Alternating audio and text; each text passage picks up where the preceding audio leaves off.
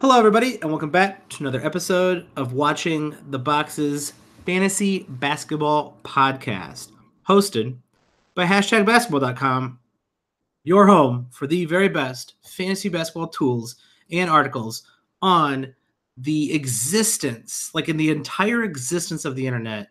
There has never been a better site for fantasy basketball than #basketball.com, and I stand by that statement. Unless something happens in like the next decade or so, another site comes out that's better, then I can't stand by that statement. This is a today backwards type of statement. The best fantasy basketball site on the internet today and in to the previous past eternity, not forward, because I can't predict the future, everybody. So I'm not going to be predicting the future here. Check out #basketball.com. I'm your host, Mike Catron, and joining me as always is my co-host, Tyler Watts. What's up, Tyler? You made my brain hurt with that statement about the always in the past and the forever and the never, and I don't know. I lost. If True Detective Season 1 taught us anything, is that time's a flat circle. And I want to make sure that I'm covering my bases. I don't want to come on here and promise things for the rest of eternity that everything is going to be exactly what I say for the rest of eternity. I can't promise that. I'm not going to come out here and guarantee that you're going to win your fantasy basketball league. I think we help people win their fantasy basketball league, but I'm not going to guarantee anything. That's just untruthful. And I'm trying to stay honest to the listeners about the time dilation of eternity and the quality of #basketball.com. I was listening to a thing the other day about what people would do if the internet was just like permanently gone. And that's what it made me think about. Wow. That's what it made me think about? Yeah. That made me think about. I don't even know what to say to that, Tyler. Good. I flummoxed you. That's my goal in life. I just saw a box score that was also flummoxing. That's probably not a word. And it was Johnny Collins, one of the most hyped players going in to this season, who I would say is starting to work his way towards being worth probably wherever you drafted him. I'm not sure he's ever going to meet his draft day value this year. He was definitely the most hyped, I guess, quote unquote sleeper. And we said this a billion times. If a guy is on everyone's sleeper list, he is no longer a sleeper. And Johnny Collins was that guy. He was the most hyped guy going into this season. And, last year we were like, man, John Collins could be a real stud, good free throw shooter, really, really good at blocks, kind of like getting really, really great rebounds in limited minutes. And his minutes are up. He's playing about 30 minutes a game. His points are way up. Shout out to him. He's hitting threes. He's hitting almost a 3 a game. He probably by the end of the year, I think he'll be hitting a 3 a game. Getting double-digit rebounds, which is something that his per 36 last year definitely predicted. But he's getting less than a half a block a game. That's really strange. He's getting a block a game in 24 minutes. He's getting less than half a block a game in 30 minutes this year. So you read his stat line, and it's very good. So per game value, where do you think that sits Johnny Collins for the season in an 8-category league? Per game value, not knowing that his blocks are down, but 20 and 10. He's kind of he's kind of like DeAndre Ayton-esque but he hits threes, but he doesn't get steals and blocks. So you're kind of like the steals and blocks always push rankings pretty high. And after his 35 and 8 performance against, he went 14 for 16 against the Chicago Bulls. Pro tip, everybody, if somebody on your roster is playing the Chicago Bulls, put them in your roster, start them. but he didn't have any blocks tonight, so kind of strange. I would say he's like 49, like 50. You are per very game. close. He is 53rd. Okay, that's Now, pretty good. Where do you think his ADP was? So, he was probably going in the 4th round, if I remember correctly. So I'm going to think like 44. Okay, so we can both agree that that's not some great value on the pick. Yeah, it was far too high, but it also wasn't a complete bust where you picked a guy unknown if he was going to get the playing time, unknown if he was going to pan out at like 44, and he's like a top 50 player. Cool. So if you look at Fantasy Pros, his ADP is actually 53, which is exactly what he's ranked. Weird. That's very strange. Now, Yahoo was 48. ESPN was 51. CBS leagues, he got him at a discount. He was 66. Okay. So he's basically... We agree that nobody knows what they're doing in CBS drafts. Well, CBS plays a lot of points too, I think, which... That's true. I mean, and in points leagues, right, like... You just want the points. It doesn't really matter what stats. So things can get a little hairy there, right? Like one category contributors are a lot more viable in those kind of leagues because especially things that weight, certain categories a little higher than others. So assuming the blocks come back, and we've seen some fluky stuff, like this in the past with players, he's actually going to exceed his draft day price, which is definitely surprising to both you and I because I don't think either one of us really saw that coming. And the big thing is they're actually playing him the minutes this year. Like for whatever reason, he only got 24 last year. And, they were playing Deadman. They were playing this person, that person. They're kind of unleashing John Collins since he came back from that injury. And, yeah, I mean, it's hard not to be on board with John Collins for the rest of the season. Yeah. Are you more surprised about the points? Like the kind of a drastic increase in points versus, or are you more surprised with his lack of blocks? Well, the points don't super surprise me in the sense that someone's got to score on this team, right? Someone other than Trae Young has to score on this team. Well, and here's why I think the offensive rebounds are way up is Trae Young misses a lot of shots, man. He certainly does. And you know what I mean? They're playing faster. They're shooting a little quicker than they have in the past. So they're just making a lot more offensive rebound attempts because there are a lot more shots. If they get things figured out and get a little more efficient, like I think you could see those rebound numbers actually go down. Now, I don't think that's going to happen this season, but in future seasons, I think it actually might hurt his rebound total because they're not bricking so many shots every game. The blocks thing is just a statistical anomaly. Like we've only seen 30 games from John Collins, 28 of which that he started. I think it's just a statistical anomaly. Now the question becomes, was last season the anomaly or is this season the anomaly, right? Because we've still only seen 104 games from him total. I tend to think it's this season, but maybe it was last season's 1.1. Maybe he's more like a 0.7 or a 0.8 block guy, which even that would be doubling his total for the season. Yeah, like they have to come up at some point. You would just think based on how he plays, the position he plays, everything. You would think that the blocks would come up eventually, but maybe he's he's learned better defensive positioning and going for blocks isn't as it's kind of like when Hassan Whiteside went from like 5 blocks to 2.5. Johnny Collins went from potentially getting like a 1.5 blocks to a half a block. And here's the other 2 things I'll say about it. He's playing significantly more power forward this season. Sure. The breakdown was 60 to 38, and he actually played 2% of his minutes at small forward as a rookie, according to Basketball Reference. And this year, it's 83% power forward, 17% center. So he's basically playing half the amount of time as a center that he did last year. So there's that. Secondarily, we've seen this for some other guys where if you play more minutes, right, you can kind of go ham in 24 minutes and go all out on trying to block everything and get to every shot because there's no risk of fouling out really because you're not playing that many minutes anyways. That's number one.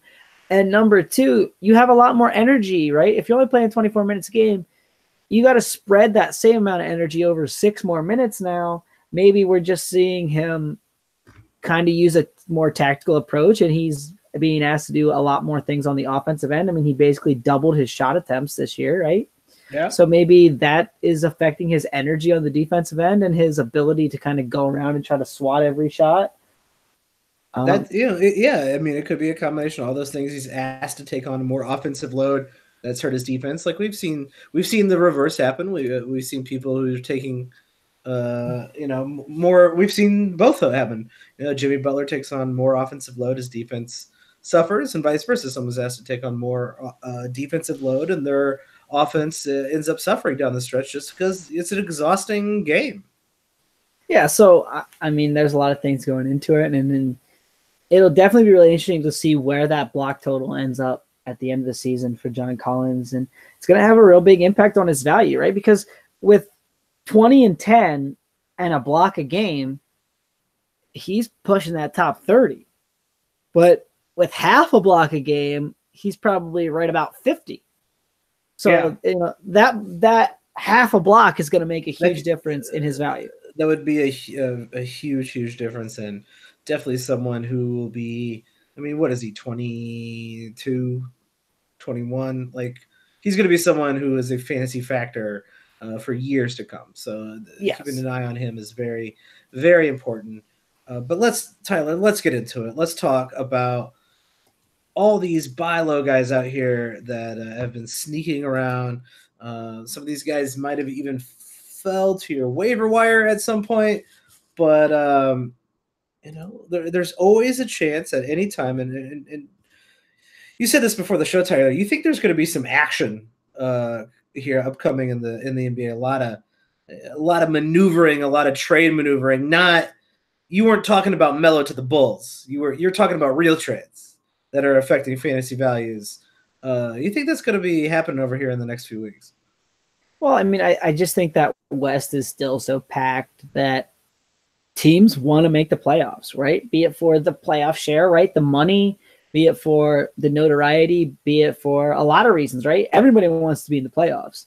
And I think teams are going to get a little bit desperate to make an upgrade. And therefore, there's going to be some trades. And we see a lot of teams that are already out of it, and they have no incentive to win, right? We're looking at the Hawks, the Bulls, the Knicks, the Cavs, the Suns. I've certainly seen the Chicago Bulls play this year, so I know what you're talking about. Right? So those teams are incentivized to sell, and the other teams, I mean, the Mavericks are 13th in the Western Conference, and they are less than 5 games out of the last spot. Yeah, the West is a bloodbath, and I think there's going to be some teams who make a few moves to be like, all right, we haven't made the playoffs in a while, or this is a year we got to make some moves, and maybe it's even better for their long term. And so, I agree. I think there's going to be some moves, and maybe we'll do some speculation here in the near future on a separate podcast. Maybe we'll even release that podcast early to our Patreon subscribers who do get exclusive access, including early access to podcasts just like this one over on patreon.com/watchingtheboxes. Shout out to all our Patreon subscribers out there. Thank you for helping support the show. We truly appreciate it. So I'm going to flip this around on you before we get going. So we just a few hours ago saw the Victor Oladipo go down, and you people listening to this maybe know a little bit more about the injury than us, right? It didn't look good. Woj thinks he's probably out for the season. So is there anybody on the Pacers that you are specifically buying because of this injury? Obviously, there's a lot of options. Maybe some of them are a little bit better than others.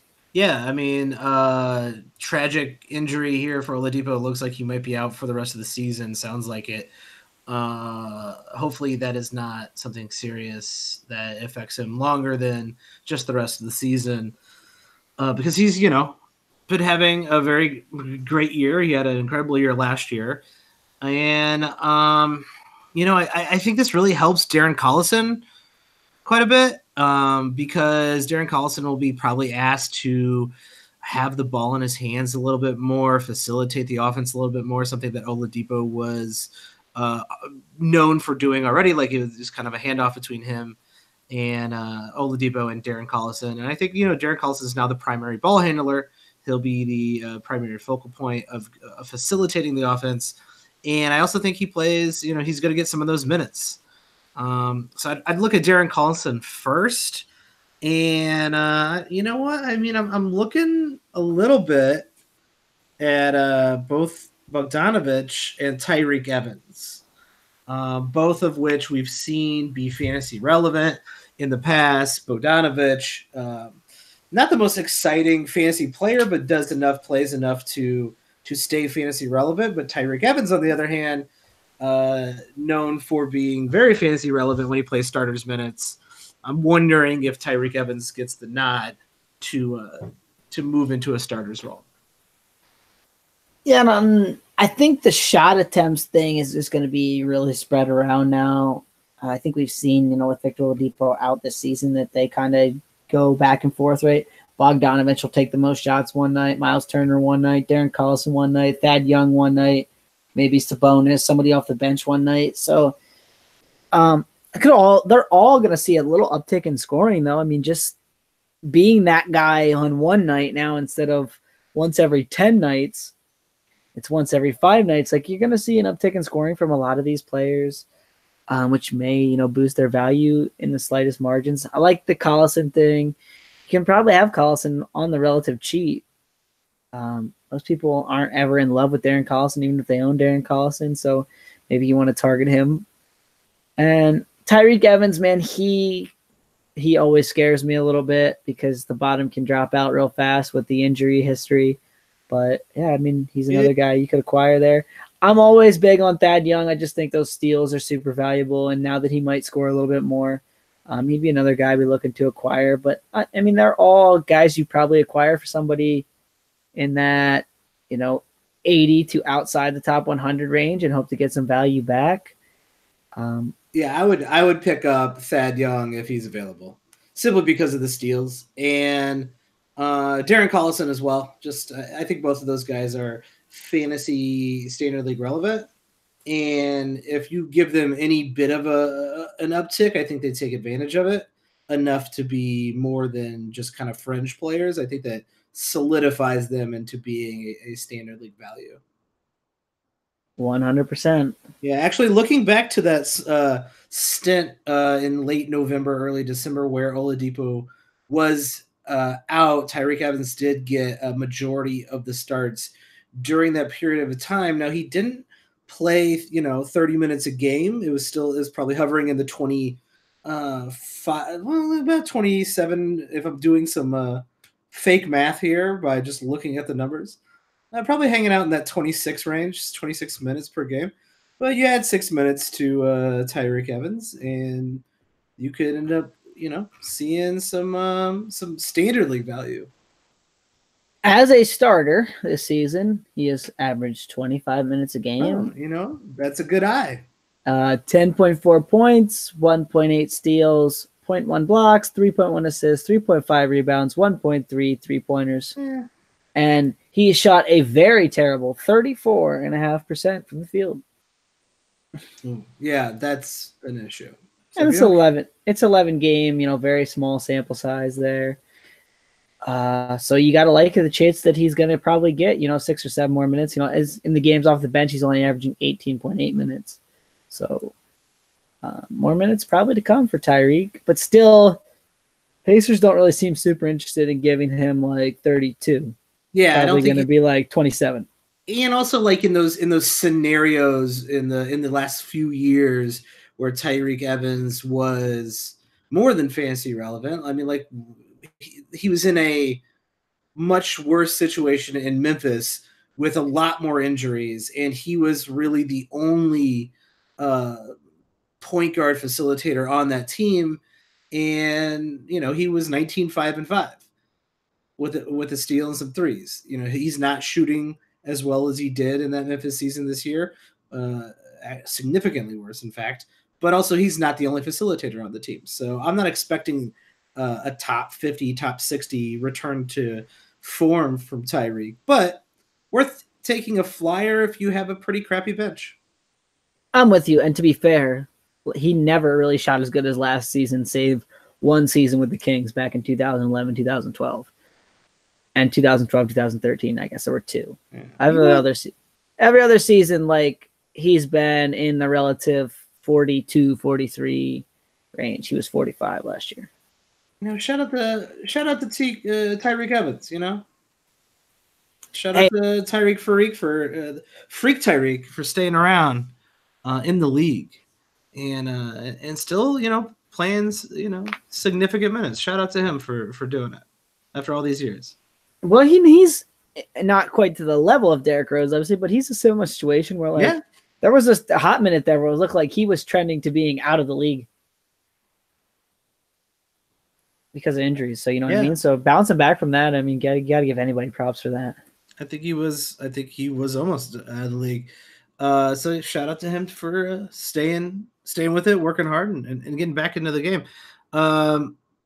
Speaking of Derrick Rose, Tyler, Derrick Rose is the first player on your list for our buy low segment. Derrick Rose, like have been talking about all year. Any excuse to talk about Derrick Rose for me, but easily the most improved player this year, maybe the comeback player of the year, or whatever it used to be called, should be an all-star based on voter turnout. Will probably get snubbed by the players and the coaches and the media and all the politics around not getting Derrick Rose into the all-star game.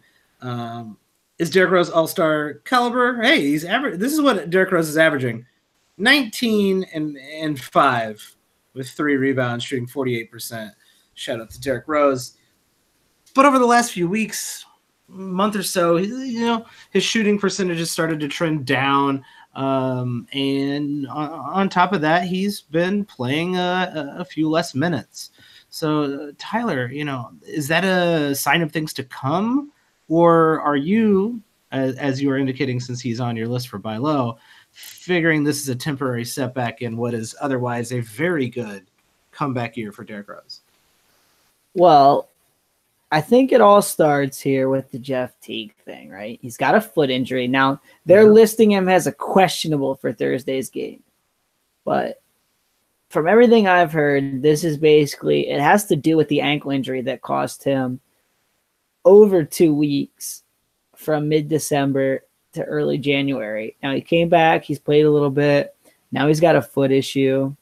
So we're going to find out real fast here. If Jeff Teague is good to go and can play on Thursday, then maybe you don't necessarily want to buy Derrick Rose. But if Jeff Teague's out, I think Jeff Teague might be out a while. He missed Tuesday's game. And I don't know, man. This thing is scary in the sense that they're describing it as kind of a flare-up of that injury. He missed 2 weeks with that injury. So if this flared back up, you got to think he's going to spend a good minute on the sideline. And Tyus Jones is out too. So I don't know who else would play point guard on the Timberwolves but Derrick Rose. Yeah. I mean, I don't even think if Tyus Jones was around.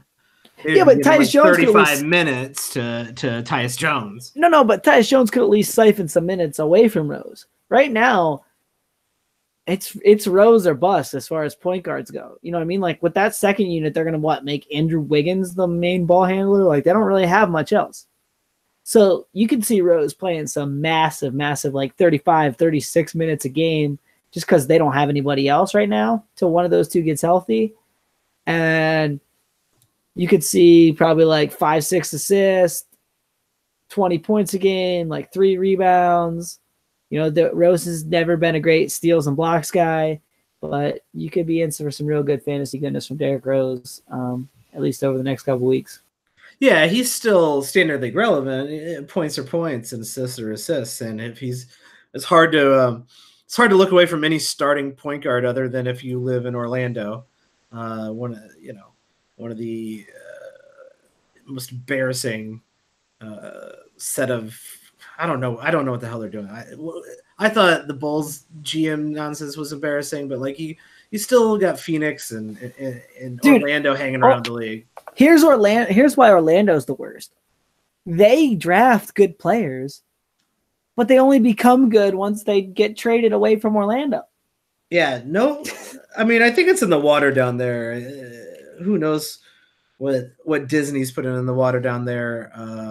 I mean, actually, we should probably edit that out in case we ever want to get sponsored by any of the Disney conglomerate people.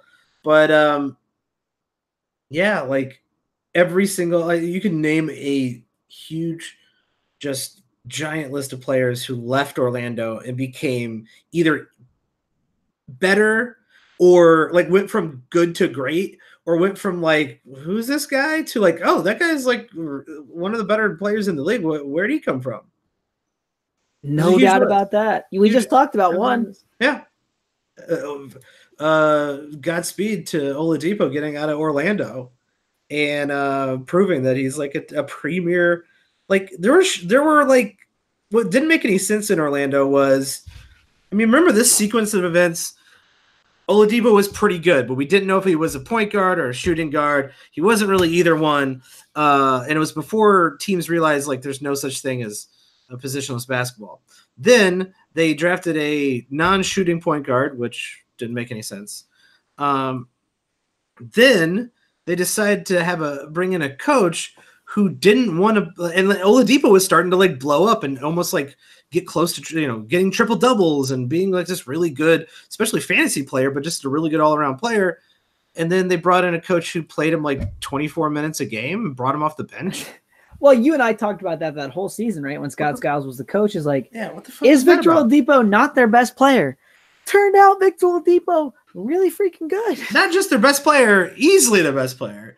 Unless you want to call Vucevic, like Vucevic is give him a run, but like the better player overall is Victor Oladipo. He's the best player on the damn team, and you just got to wonder what the hell kind of decision making is going on there, where you let someone like that not go for like not that much. You never even come close to realize, like you don't even realize his potential, but you see his potential and don't do anything about it is even more damning.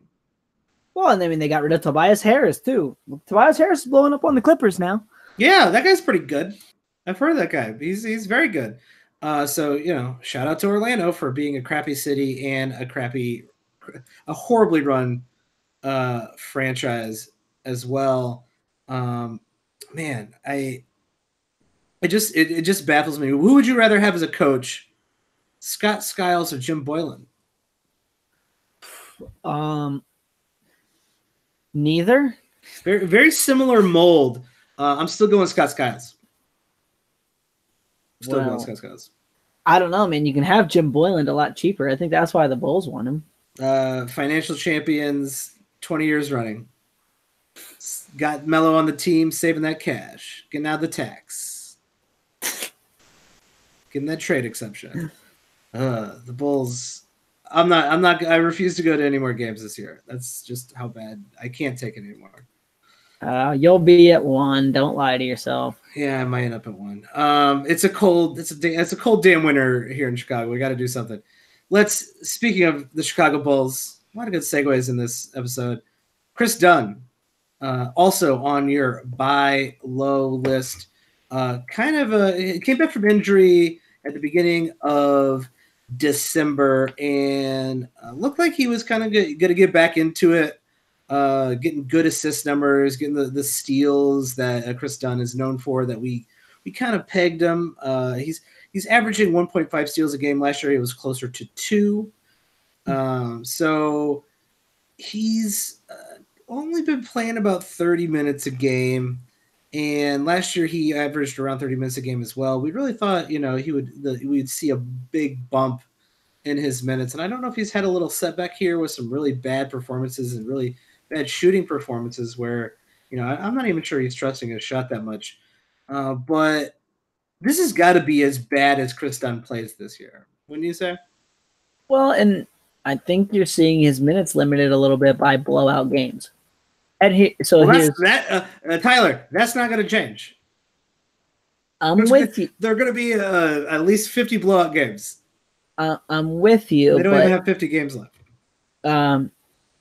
Here's the thing I'll say about it. You can't lose by 30 every game. You just can't. You can't do it. Is that true? And in the games where they're only losing by 10 or less, he is playing significantly more minutes. Over the last month, he's playing 31 minutes a game. So in the month of January, which is over the span of 11 games.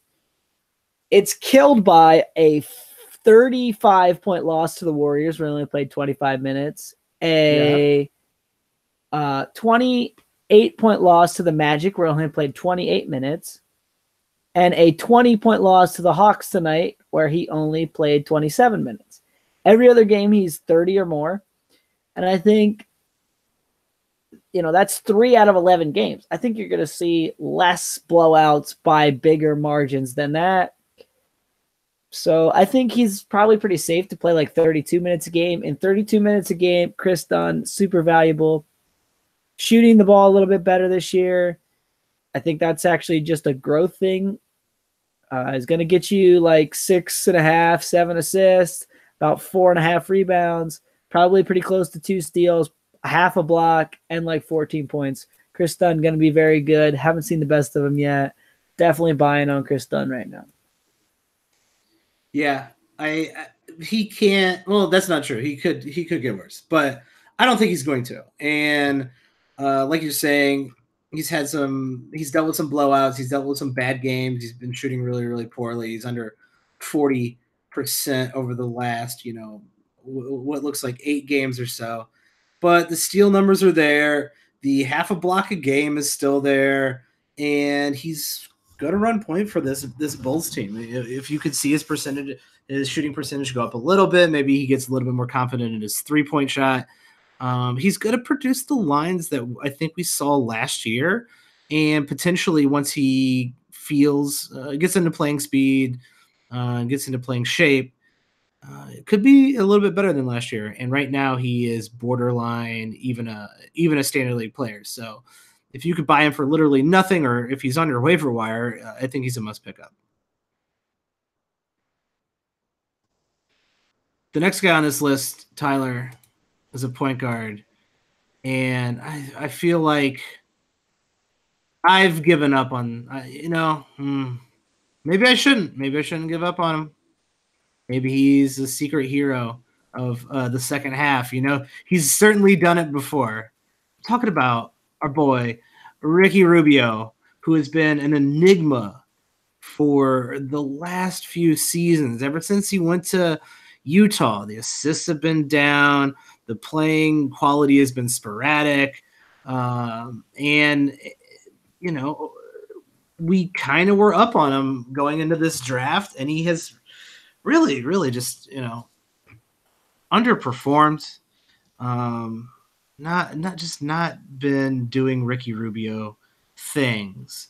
But last year, over the second half, he put together a really, really nice stretch. Is that what you're seeing in the cards for Ricky Rubio as we move forward with this season? Oh, my man, Ricky Rubio. So I'll go back to the game that we played here a little bit earlier. Where is Ricky Rubio? You mentioned you weren't super big on his stat line. No. So we'll look at per game stats. Where's the old Rickster ranking so far this season? This is the Rickster rank game. Yep. Let's see. He's not getting the assists. I know the steals are down because I was kind of relying on him to get some damn steals this year. And he's shooting really, really poorly. And he's playing less. Like, he just keeps playing less and less. And I know he was out for the last, couple weeks or something like that. I get it. He might still be injured, I'm guessing he's ranked like in the 140, 150, maybe even 160. Maybe I'm going to go with 160. Oh, you are killing yourself, Michael. See, now, here's what the Rickster does. He's playing poorly. That most people don't understand, okay, is the rebounds are relatively good for a point guard. Like 3.5 rebounds for a point guard ain't that bad. Perfectly fine. Actually good. The assists, not as good as they used to be. The assists overall are very down, right? Like we're not seeing many guys getting 8, 9, 10 assists. So his 6 are actually a positive value and a rather significantly positive value. That makes sense because assists have been going down for the last like 5, 6, 7 years across the board because the ball's moving a lot more and a lot more people are getting assists instead of having a ball dominant point guard. So do you know what the relatively even assist value is this season? That's a really good question. I'm going to go with like 4. 3.2 would be a neutral assist value on this season. Interesting. Yes. I would like to see a historical spreadsheet. That's how cool I am. I'd like to see the historical break-even point of assists over the last decade. So, on per game numbers, he is the 82nd ranked player on the season. Wow. No, that can't be true. I don't believe it. Just ahead of Jeff Teague. I don't believe it. And a lot of it has to do with he's a positive value in steals. He's a positive value in assists. He's a relatively neutral value in 3-pointers. 1.6 is a neutral value in 3-pointers. Okay. So, and then, he's giving you a pretty big boost in free throws. Now he's not taking a ton, but he's shooting 84%, which is very good. And he's hovering kind of right around that midline in a lot of categories. So there's that to be said that he's underrated. Now, when you look deeper at the numbers, okay, he has only played 41 games this year, so he's missed a decent chunk of time. The things that's killing his minutes are blowouts, and when he got injured, he played 5 minutes against the Bucks, and now he's had a couple games where he's ramping back up, where he's only played 14 and 17 minutes. He's relatively playing 31 to 32 minutes a game, like 31 and a half minutes a game as a starter at full health. Okay. So he's got that going for him. And he should be back to that level relatively quickly. Throw in the fact that he's gotten better every second half, pretty much for his entire career. And this is the guy I want to buy. I think the numbers are going to be, like I said, about 2.5 minutes up from the season stats you're seeing, meaning he's going to get a little boost in pretty much every category, probably be closer to 1.5 steals, like 13.5 points, 6.2 assists, right around 4 rebounds.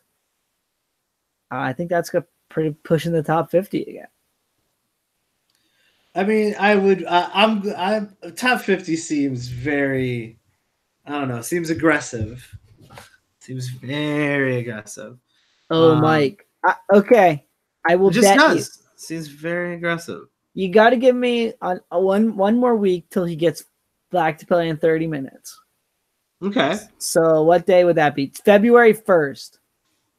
From February 1st on, I bet you Rubio's a top 50 player. I will take that bet. All right. It is on.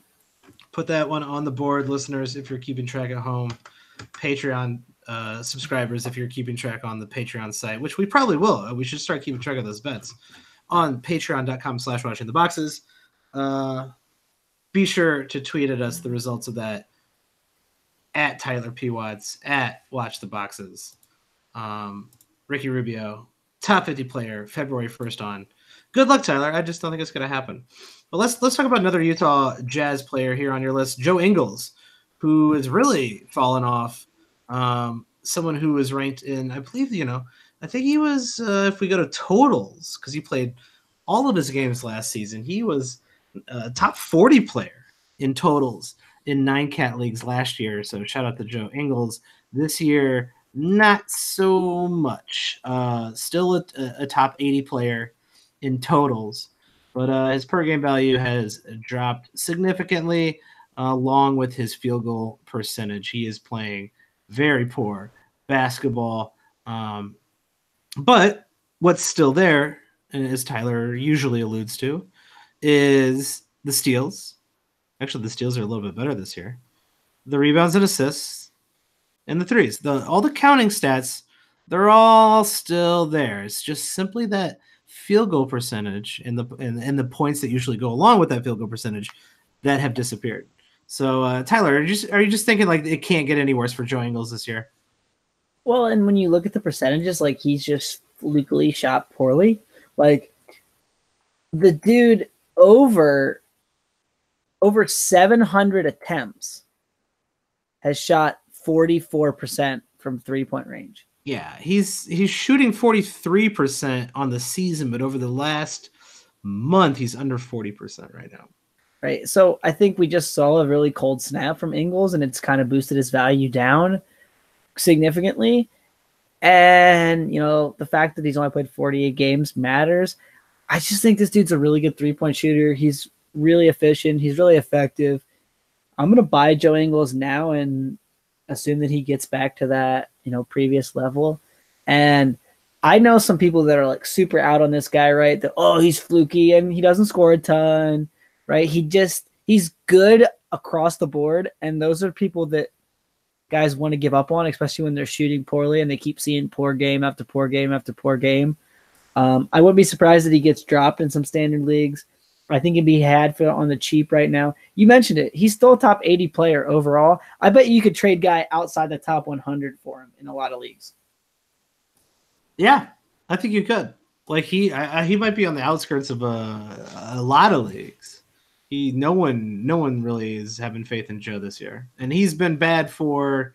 Well, he's been underperforming for, like I said, about a month. And I think once you reach that month point, people get real sick of you. Yeah, and then, you know, it is what it is, obviously, but I think it's just a little bit of fluky shooting, and I think it's going to bounce back relatively quickly. Yeah, I agree. He can't get much worse, and if you can get him for nothing, it's worth having a kind of one of those multi-tool guys on your team. Get your just kind of chip away at the rebounds, rebounds, steals, and assists, and 3-pointers over the course of a week. He might hurt you in some other statistical categories, but especially if you're in a head-to-head league where you're punting certain percentages and maybe even you're in a weird punting points league. Yeah, even if you're punting points league, if you're not punting points, I would maybe even look at this guy because of the assists, rebounds, and steals threes combo. That is hard to find with anybody else. That's what made him so appealing last year. The last guy on this list is someone that you're always following closely because, Tyler, you are often writing about the Dallas Mavericks, and this guy is coming back.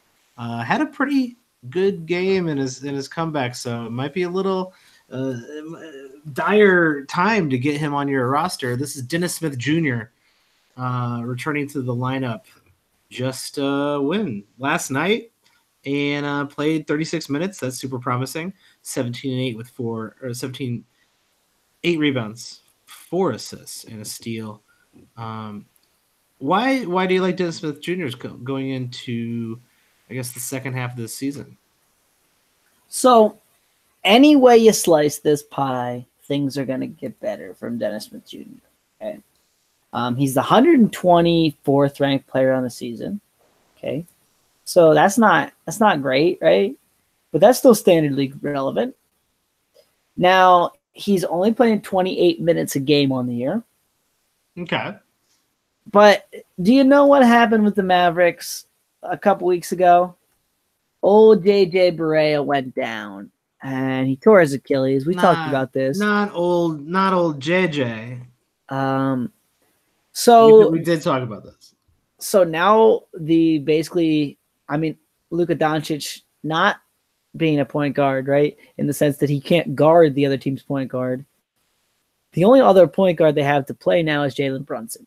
Okay. So you got to think, and you mentioned he played 37 minutes in his first game back. You got to think that Dennis Smith Jr. is going to get 30 to 32 minutes a game at the very least. Okay. So put that check mark in the bank. More minutes. Okay. Now, he's also shown some big improvements in his shooting, specifically his 3-point shooting this year. So, being relatively more efficient is going to matter, obviously.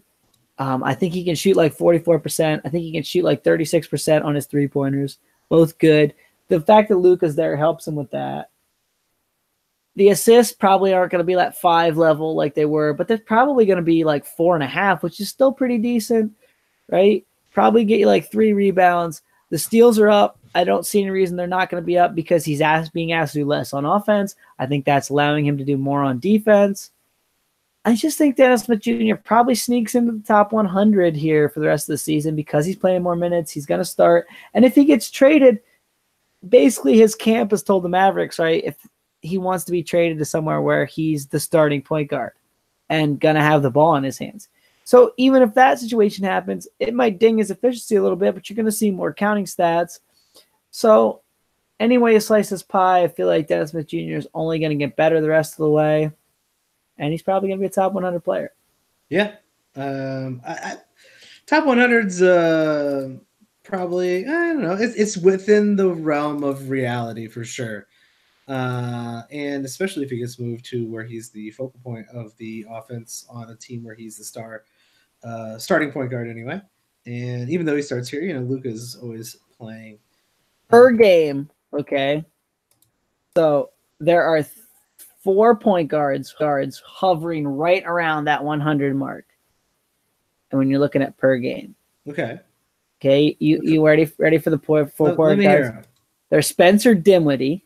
Okay. Lonzo Ball. Trae Young. And Marcus Smart. Oh. Now, a lot of those guys like have better steals and block numbers or better assist numbers, but who's going to have the better efficiency, eliminate Spencer Dinwiddie, right? Like, from all those other guys, the better efficiency is going to come from Dennis Smith Jr.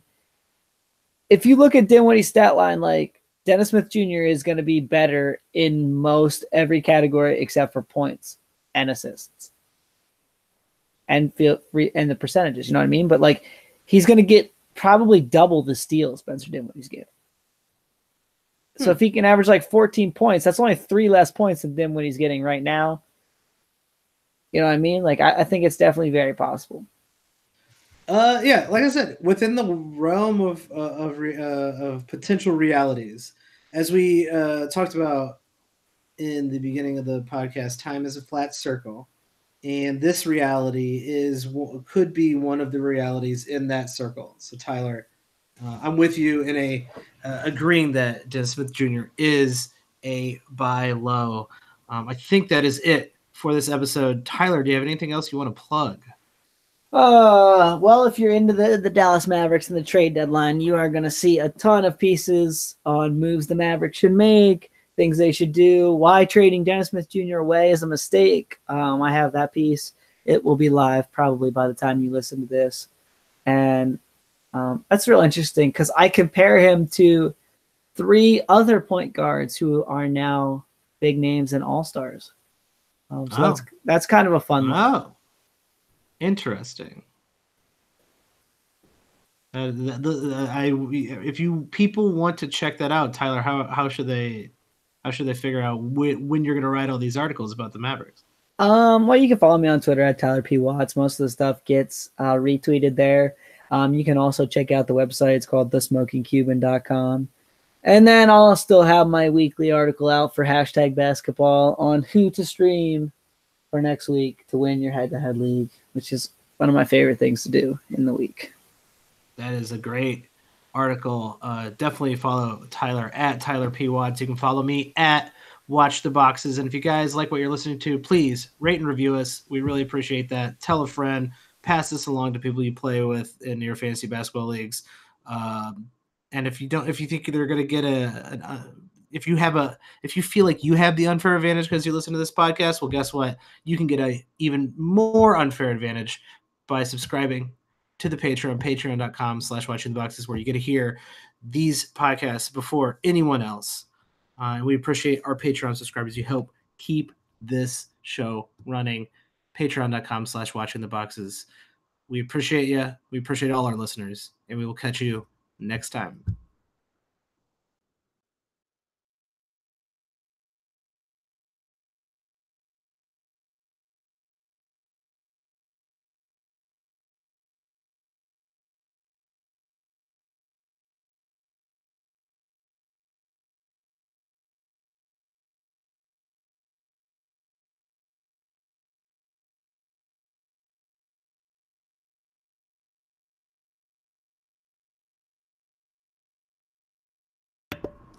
Hello, everybody, and welcome back to another episode of Watching the Boxes Fantasy Basketball Podcast, hosted by #basketball.com, your home for the very best fantasy basketball tools and articles on the internet. I can't keep telling you enough about #basketball.com. They got great tools.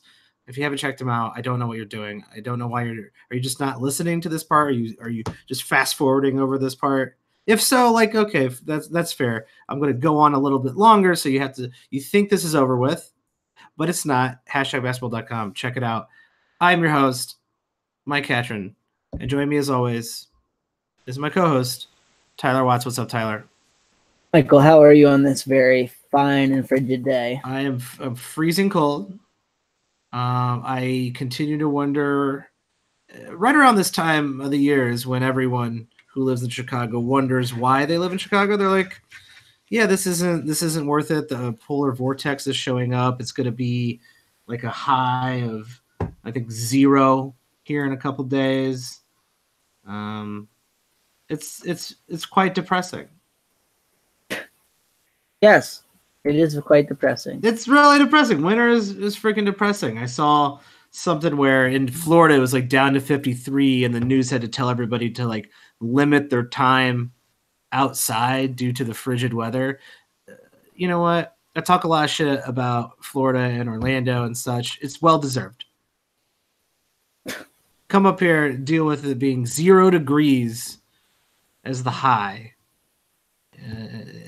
When you legitimately, due to physical, potentially physical harm to your body, actually have to limit your time outside because it's so damn cold.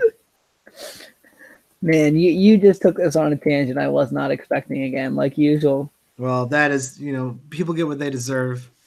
And if we could take Florida people and introduce them to what the actual cold feels like, maybe they would improve the culture of their cities. How about that?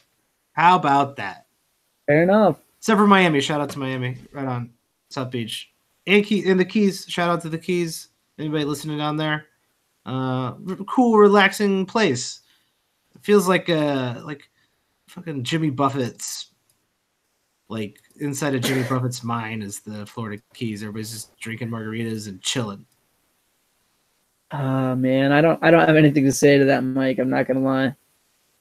I don't either. I don't have anything to say after that. So let's get right into it. Let's talk about all these players, Tyler, that you have thrown together here in our sell high, our normal sell high. Is this a normal? Yeah, this is a normal. We usually do a sell high podcast during the week, and you have a pretty good list out here for us to take a look at. And the first player on this list, I don't know. I don't know if I agree with this one. Because there was a recent injury on this team to Victor Oladipo. And, perhaps, I don't think this really affects this guy's playing time, but Domantas Sabonis is on your sell high list. He's like number 1 on the list. And, I feel like he's played a little bit of a few less minutes lately. And I guess, are you thinking that his ceiling just like he'll never reach the ceiling he was just recently when he was like getting 16 and almost 10 points a game, that this kind of like adjustment down in playing time, and which I think is directly related to the increase in quality of Miles Turner. Do you think that's just kind of it's going to be a permanent thing? Say his name one more time. Domantas Sabonis. Domantas Sabonis. Domantas Sabonis. Yeah, someday you'll get it. Listen, I'm from the Midwest. They didn't teach us how to read. So the thing about Domantas Sabonis is, I think he gets really overvalued in a lot of cases. And it really has to do with just the fact that, number one, the minutes are always going to be limited while those two are playing on the same team, right? Well, him and Miles Turner are on the same team. There's just never going to be 30 minutes for Domantas Sabonis. So we can start there, right? Like, it's just never going to happen. Yeah. So that immediately limits his upside, right? So secondarily, he gets you some decent points, but it's not like 20 a game. I mean, he's averaging 15 a game on the season, which is good. It's a positive value. Actually, it's not a positive value. Joke's on me. It is a relatively neutral value. I would have thought that would be positive. It is actually a negative 0.05. Okay. So it's relatively neutral, but it's still negative. So where is this guy really helping you? Like, two categories. He's a points and rebounds centric guy. So he's really only helping though in rebounds. A field goal percentage, obviously. That's it. Rebounds, field goal percentage. Only two positive values he's producing. So per game this season, where would you guess he is ranked? Well, he's standard league relevant. I know that for sure. I think he's kind of on the fringes. I'm gonna say like 88, 89 in that range. Surprisingly, he is 56th. That can't be right. That is what they're telling me here. On totals or per game? This is per game value. Interesting. That's surprising. Well, I guess he doesn't truly hurt you anywhere other than threes. Oh, okay. So if you punt turnovers. The turnovers always get you. I bet you he goes down in turnover once you get rid of turnover. Oh, actually, he might. I don't know. He might go down. This is 2 turnovers a game. Okay. If you punt turnovers, that was the number. If you don't punt turnovers, so if you keep turnovers in, you want to guess the number now? I'm gonna say like 70. 63rd if you keep the turnovers in. Really? I'm surprised. That's not bad. But here's the thing I'll say about it. Can he keep shooting 61.7%? I mean, I don't see him falling too far off that number. No, but he's going to fall some in the sense that he's shooting 77.4% from 0 to 3 feet. Pretty much nobody does that. He's also making 75% of his three-pointers.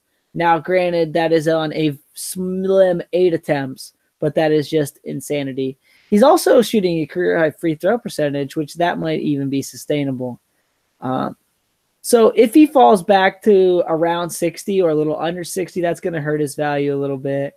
And I think that some people, and I've seen some people like show me some trades where, you know, they're trading Sabonis for someone like inside the top 50. And I just think that's crazy, right? Like, I think he's at the peak of his value right now. And we mentioned it, he's like somewhere in that 50 to 60 range.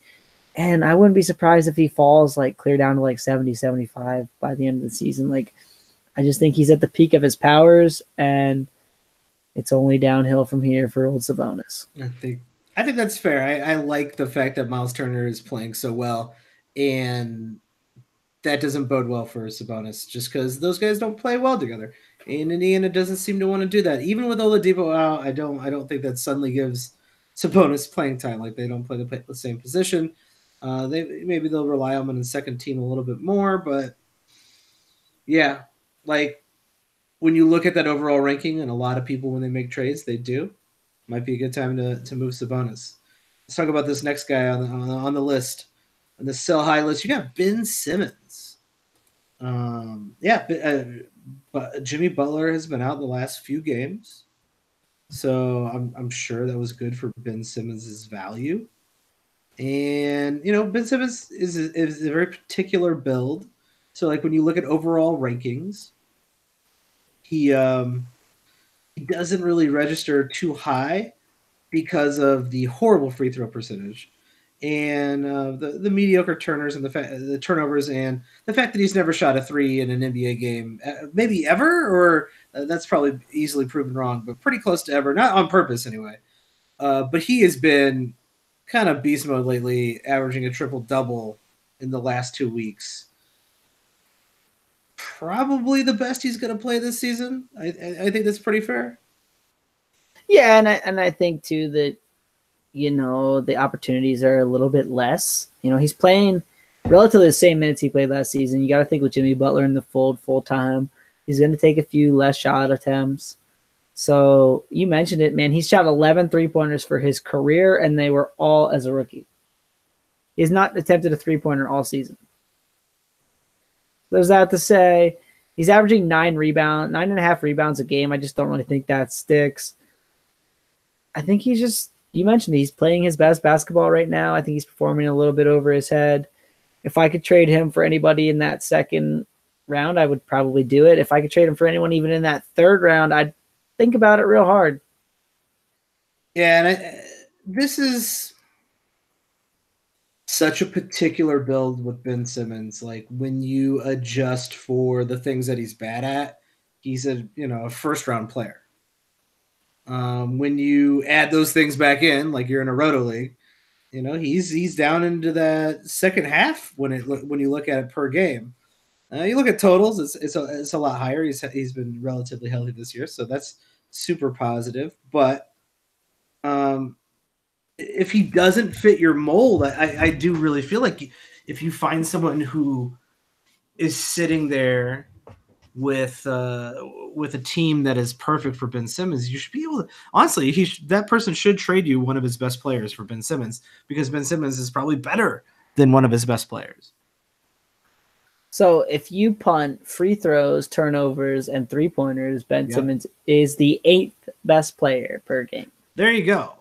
Like if you didn't build around Ben Simmons, which was a huge mistake, if you drafted him and you didn't try to build around him anyway, then you actually kind of have to move him, and he's at the peak of his value. So move him now. See if you can find somebody who's fits the punting strategy, and just explain to them, because that's the thing. A lot of people look at that overall value. You got to explain to them and say, listen, you might not look at this kind of stuff, but you're punting threes, you're punting free throws, and when I adjust for that, Ben Simmons is a top 10 player. I'm not even asking you for a top 10 player. I'm asking you for your second best player on your team and maybe a throw-in.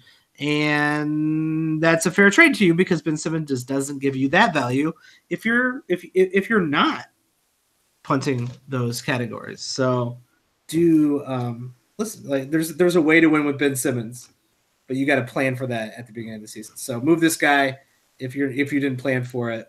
Or if you just want something better on your team, you don't want to play this game anymore with Ben Simmons. He's at his peak. And some people plan for it, but then things on their roster change, and that's okay. Yeah. Whether sometimes it doesn't pan out, right?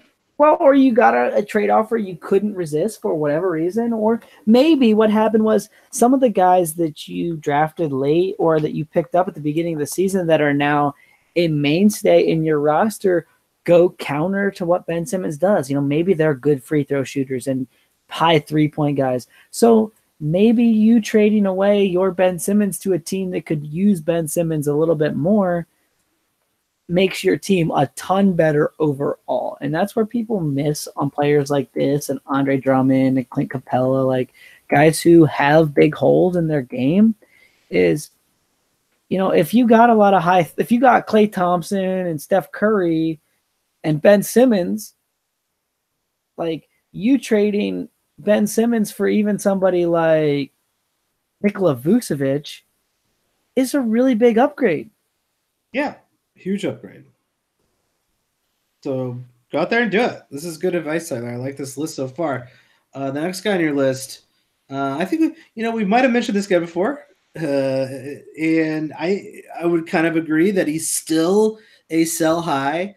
We're talking about LaMarcus Aldridge. He is playing out of his mind. And we've seen LaMarcus get up to this level before, and it's not that he's not capable of being this type of player, though I think the couple blocks a game recently is super unsustainable. But we've seen LaMarcus Aldridge play at this level before. It's not going to get any better for LaMarcus Aldridge. There's no next level This is LaMarcus Aldridge's next level. He's not going to get any better. Yeah, and right, and then we're talking about sell high. Like this is your time. We mentioned it last week. I think maybe even that, he's at the peak of his powers.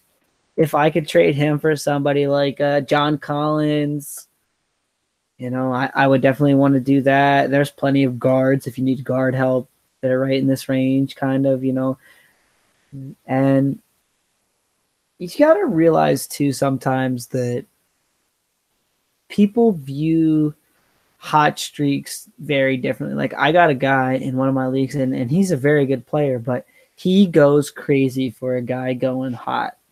And then he just somehow thinks that this is going to sustain forever. I don't know. Like how many times can you trick him? A lot apparently, because he keeps going for it. Apparently every season. And so maybe there's one of those people in your leagues and you got to shop players like this around and say, hey, man, I got LaMarcus Aldridge. What are you willing to give me for him? And I think you can probably make a pretty good trade for LaMarcus Aldridge at this point. Yeah, I think so too. I think he should be, like you said, he's at his peak. Trade him at his peak. He should be attractive to certain people. He's the 34th ranked player on the season. That's good. Looking around some guys. Lately he's been, well above that. That's what I mean. And just looking around some guys that I would much rather have than LaMarcus Aldridge that are ranked below him for the season. Eric Bledsoe, I'd rather have Eric Bledsoe. I think Bledsoe is going to be a lot better here in the second half. Donovan Mitchell, there's another guy. Maybe you make that move if you need guard help. So there's just a couple names, and there's plenty more guys. Yeah, I agree. Let's definitely move if you can. The next guy on this list, Tobias Harris, who is playing a lot of minutes lately. He's averaging 34.5 minutes on the season, but over the last couple of weeks, that's moved up to 36. He is scoring a ton. He's shooting very, very well. He's just playing his best basketball, really, at the ripe age of 26. So he's entering his prime. He should be playing his best basketball. So, Tyler, why are you asking people to sell high on Tobias? I just don't think he can continue to shoot 50% from the field. I don't think he can continue to shoot 43% on his three-pointers. Not at the volumes he's taking. I just don't see that from Tobias. So that's going to hurt his points. He's rebounding like he's never rebounded before. Now, that may keep up just in the sense that he was, surrounded by Andre Drummond in his time in Detroit when he was playing big minutes. And for the Magic, he didn't really play big minutes that much. So, you know what I mean? And Vucevic was there. We saw him be a relatively good rebounder for Orlando. So the rebounding might hold. There's not a lot of steals and blocks, so that kind of hurts him. He's the 24th ranked player on the season if you punt turnovers. So in 8 category leagues, he's the 24th ranked player on the season. I just really don't see Tobias Harris finishing there. I probably see him as more of a 4th, maybe late 3rd round guy. So I'm going to look to trade Tobias Harris right now for somebody in that range, kind of talking about a lot of the similar names we just talked about with LaMarcus Aldridge as far as trying to trade him. But yeah, I would definitely be trying to make that move. Yeah. Tobias Harris, just like he's having a career year. He's playing incredibly well. I do think he keeps up this level of play. But if you can kind of maneuver your way into getting an upgrade, why not? You're insuring yourself in case the minutes go down. Let's say, heaven forbid, there's an injury. Though Tobias Harris has been relatively healthy most of his career, so that's positive. But yeah, you're kind of saying, hey, Tobias Harris is the first time he's ever been this good. He's likely to revert to the mean. And we always talk about how players often revert to the mean. So if you could sell at his highest peak for someone of equal or greater value, why not? But I'm not too worried about his long term for the rest of the season. I think he'll still be a fairly good player. Yeah, I mean, don't get me wrong. Like, I don't think he's going to bottom out or anything. I just think he's playing a little tiny bit over his head right now. And, like I said, he's probably more 30 to 40 rate player by the end of the season instead of 24. And that's fine, you know what I mean? But talk about the margins being very slim in that that range, and I see just some guys going around him, which is okay too. You know what I mean? And so I think you can just maybe trade him at the peak of his powers right now. I agree. The last person, actually, people on this list, Tyler. This is not normal to have a 2-person sell high as the final sell high. You have Marcus Sol and Mike Connolly, and I feel like I know where you're going to go with this, but maybe I'm wrong. But the Memphis Grizzlies need to seriously consider punting for the rest of the season. And in order to do so, it might mean moving or shutting down Mike Connolly, Marcus Sol, or both. Is that where you're going, or do you have something else up your sleeve? Well, I think this is kind of a twofold topic, right? So we heard the rumors that they're actively listening to offers for the first time ever, which I still don't believe that. Don't believe that for 1 second. I think everybody listens on pretty much anybody for the most part, right? Like, yeah, no one's like, do not call me ever for Mike Connolly. No one's ever said that. Right. Well, and like the Mavericks, you know, like all their people will be like, oh, Luka Doncic is definitely untouchable. I guarantee there's GMs calling up going, I will give you X, Y, Z, and E for Luka Doncic. Yeah. We're going to send you Klay Thompson, and I don't have anything else. You know what I mean? Boogie Cousins, and the right to Boogie Cousins. And they might go, no, immediately. But I guarantee someone's calling up asking about someone's picking up the phone. Any player in the league. Like, that's what GMs do. Like, if you guys think that, you know, they're listening on any player for the first time, like, I don't believe that. I don't. I guarantee they fielded a Mike Conley or a Marc Gasol trade offer at some point. Obviously, they turned it down because those two guys have played in Memphis for a good long while now. Yeah, the jerseys will be hanging from the rafters. So, that said, people get in a tizzy and like sometimes they panic over, oh, he's going to have this better role. He's going to have this worse role. You know what I mean? And they worry about that stuff. This Grizzlies situation in particular, I don't really see either guy moving. Mike Conley has one of those crazy big contracts. Now we've seen Blake Griffin get traded on one of those crazy big contracts. We may very well see John Wall get traded on one of those crazy contracts and be injured. Yeah. Marc Gasol has a little bit more friendly deal, but trading away either one of these guys isn't going to be super easy, especially if the Grizzlies are going to hold out for a very, very high price, which I'm assuming they will. And that likely means that we don't want to win. And they don't have their pick next year, so don't really have any reason to do it.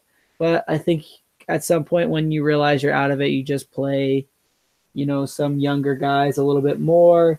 You give Marc Gasol or Mike Conley a little bit of a rest. We've seen both guys not be, you know, Iron Men and play 82 games every year anyways. So I'm a little bit worried about that. And anytime a team has veterans and they basically decide to stop trying to win, that always worries me a slight bit. I will say this, Mike Conley's been great this year, and you know, anyone who picked him around that 50 value has been super happy because he's like the 30th ranked player on the season with few punt turnovers. I would definitely be trying to move him. And Marc Gasol on a lesser scale, you know, he's having a great season too, but if we see them both play a minute or two less a game, you know what I mean? The team get a little disinterested, maybe blow up a little bit, maybe a few more blowouts because they're not super into it. Well, and also like a few more rests, a few more DNPs, like just a few. It's not looking great in the long term. If they get traded or not, right? You know, worst case scenario is that they just stop playing. And they're older. They're not. If there's nothing to play for, I do think they start sitting out, saving their bodies, making sure they don't get injured. Connolly's got a long history of injuries that he probably does not want to. You know, I don't think he wants to risk anything for nothing for no stakes, right? So you could see the playing time definitely heading south at the second half, especially down the stretch.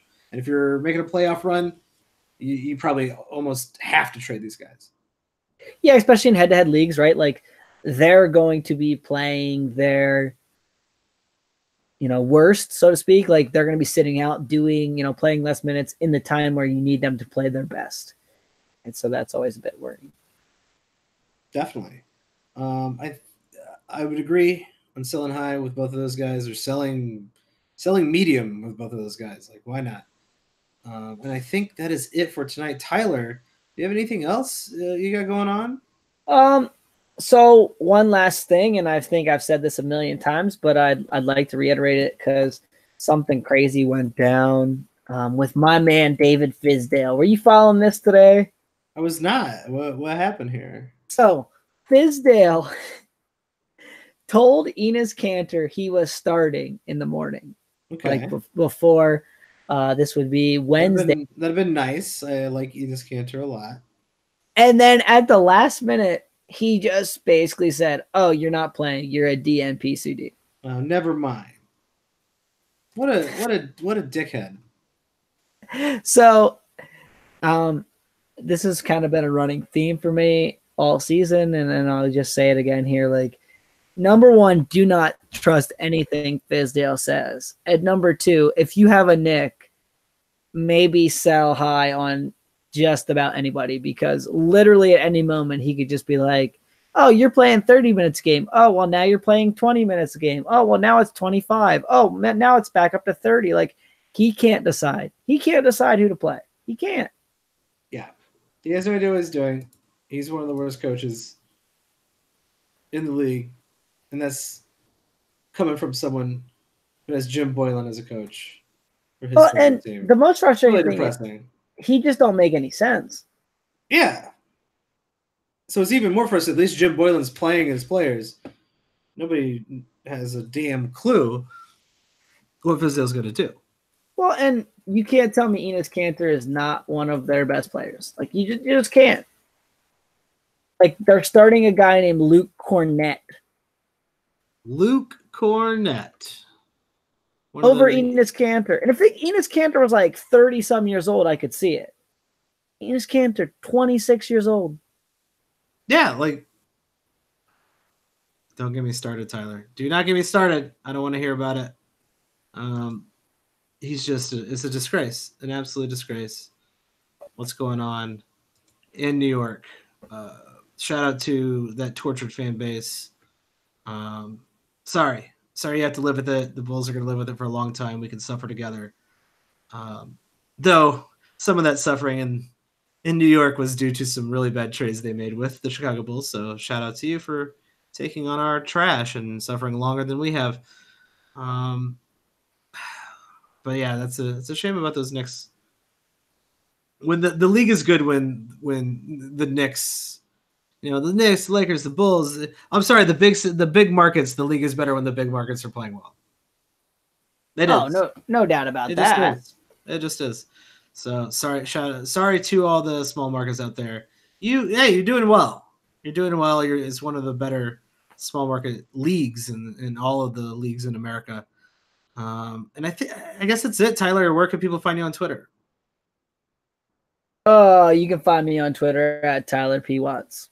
And you can find me at Watch the Boxes. If you like the show, please rate, review us, tell a friend, steal someone's phone, download the podcast, and then give it back to them. Don't actually steal their phone, just borrow it, give it back to them. Don't commit crimes. Don't commit crimes against regular people.